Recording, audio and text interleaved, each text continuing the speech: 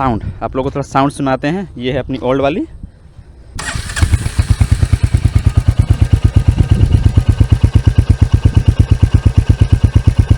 तो थोड़ा सा आप लोग रैप करके सुनाते हैं।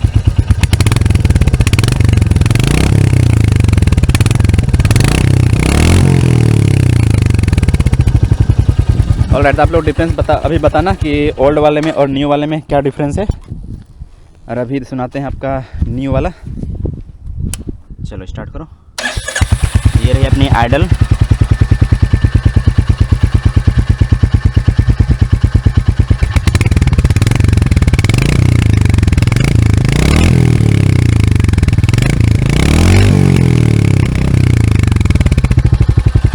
ऑलराइट, तो आप लोग ने आवाज़ सुन लिया दोनों का।